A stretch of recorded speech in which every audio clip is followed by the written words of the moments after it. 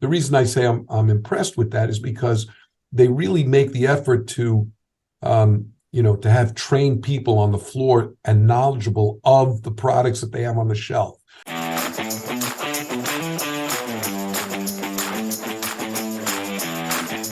So combining two things you said, one a second ago and one earlier in the conversation, uh, you're saying how closing your eyes and walking through the event, and that reminded me of someone walking into a wine shop. And we also spoke a while ago about the intimidation factor of wine in general and how we're trying so hard to remove intimidation and make it so easy. And so as a wine pro who's definitely not intimidated by wines and wine stores, can you give us some hints or share your strategy as far as when you go to a wine shop or when someone goes, what's the best way to browse? What's the best way to find the wine, the perfect wine for dinner tonight, or the wine you're looking for when you don't necessarily know what you're looking for? So I get this question a lot, and my advice to everyone is go to a wine store, a local wine store, where where this is not very progressive, I guess, but individually owned and operated by the owner themselves, who himself is a wine lover, who's willing to spend the time and the effort, and his expertise with you. Mm-hmm. And I think that's the best way to go. I mean, that's what I would do. I'm impressed, frankly, with I'm probably going to get in trouble for this, but I'm impressed with Total Wines. And the reason I'm impressed with Total Wines is because generally I'm not impressed with the big chains. But I'll just give you an example that had nothing to do with wine. I went to visit my daughter in Florida, in Boca, and I know my son-in-law loves good, unusual beers. So I went into Total Wine and to get a beer. I know very little about beer. And I went to the beer section and I said, my son-in-law loves unusual, wonderful beers. Well, the guy spent 25 minutes telling me about all the new beers that he's got and where they come from and how they're made. And this is richer and that's more fresher. And what are you having with it, et cetera, et cetera. So if you can speak to, the reason I say I'm impressed with that is because they really make the effort to, to have trained people on the floor and knowledgeable of the products that they have on the shelf. Mm-hmm. So, and more often than not, that's true of individual proprietary retail stores. So that's my advice to you is go to one of those places where there's expertise on the floor. Got it. No, I love that. And just as an add-on to that, just in case, any hints or as far as not necessarily bargains go, but any buying tips, only because I think so many people always think, and I don't know if you saw this, but I think last week somebody put out an article that's getting trashed, but that article is saying you can't get good wine for under $50. And obviously that's completely false. But do you have any buying tips or suggestions to somebody who is looking for a phenomenal wine, but certainly doesn't want to spend big bucks? Yeah, there's great wines in the $30 to $50 range. Great wines, not just good. Mm-hmm. And there's damn good wines in the $15 to $30 range. There you go. They may not be great, but they're damn good.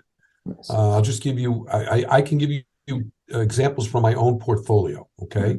Sure. Herzog lineage wines, $20, ridiculous. Chardonnay that is partially malolactic fermentation, if not most of it. So you get that big richness and greasiness to it in a good way, mm-hmm.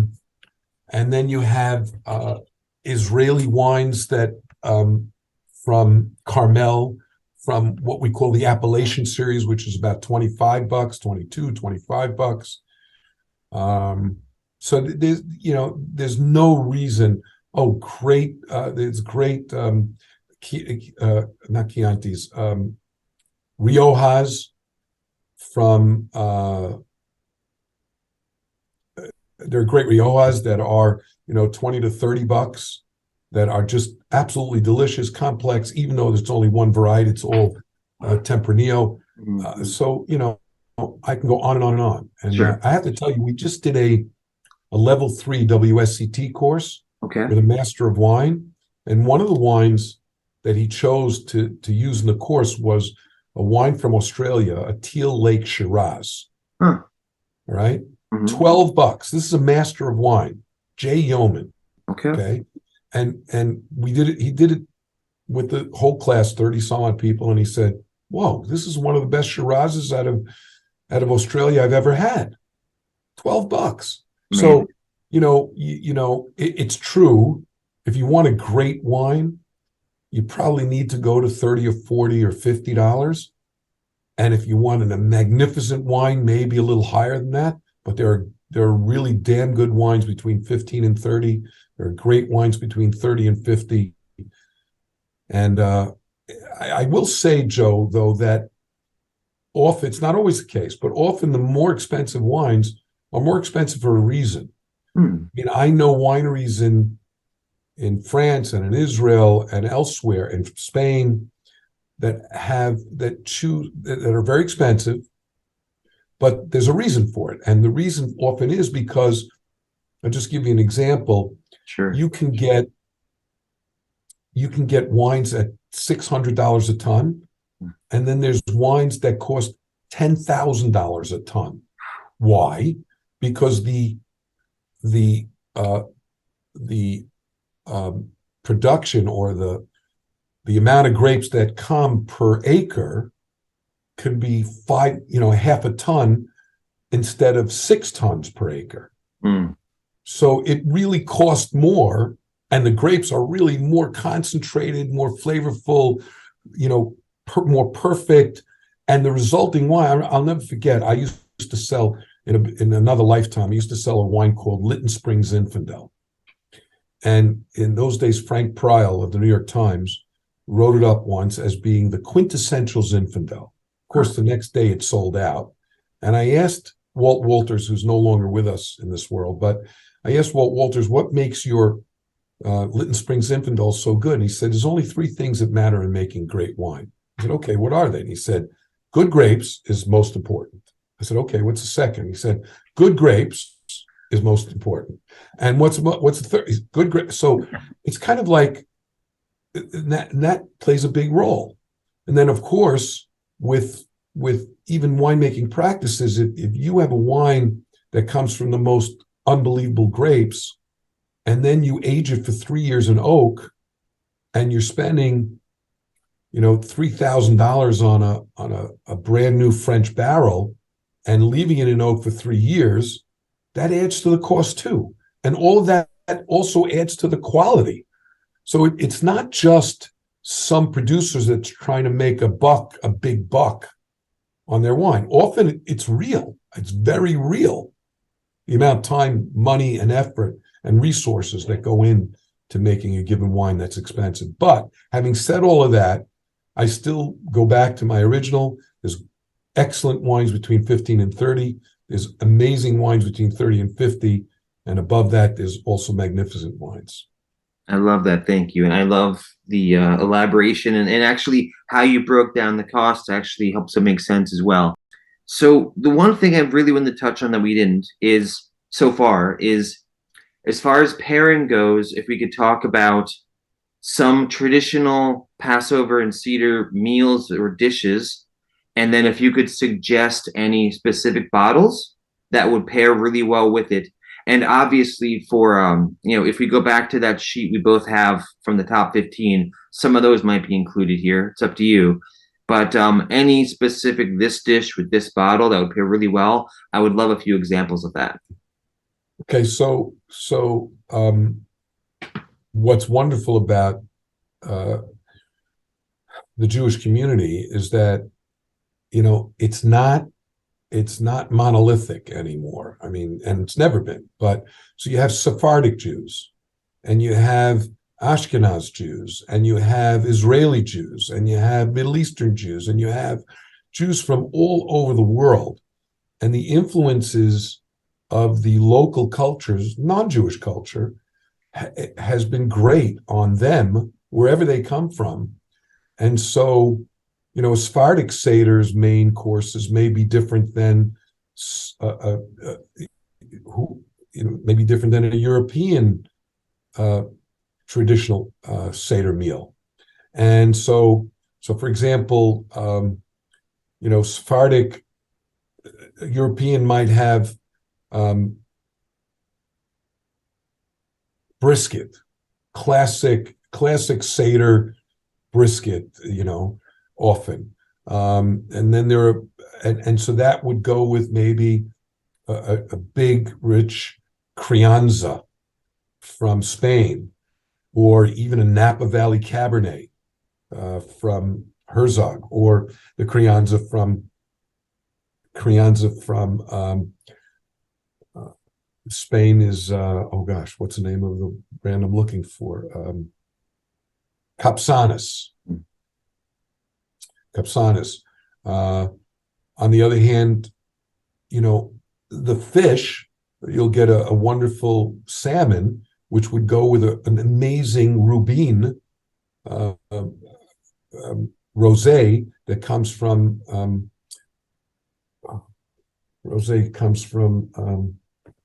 the south of France. I'm having a brain fog here for a minute. Provence rosé from Rubin.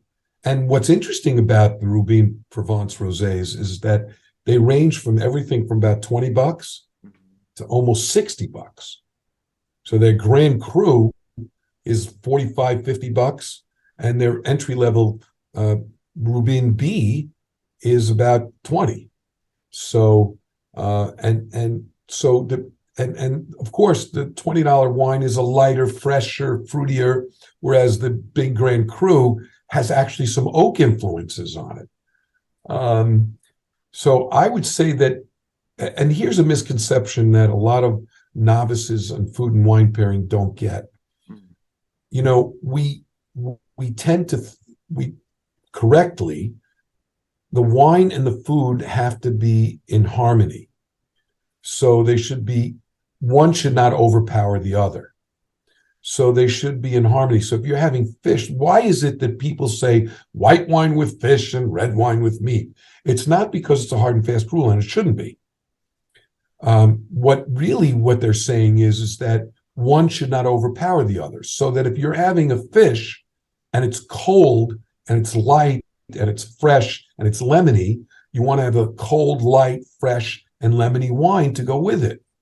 On the other hand, if you're having veal, right, mm-hmm. that is served cold in that kind of dish, whichever, then that too should have something light, fresh, and more lemony than if you're having veal that is encrusted and richer and in a red sauce, etc. Then that same veal would go with a much richer, say, Shiraz or Syrah. So the key to matching food and wine is try to have them in harmony.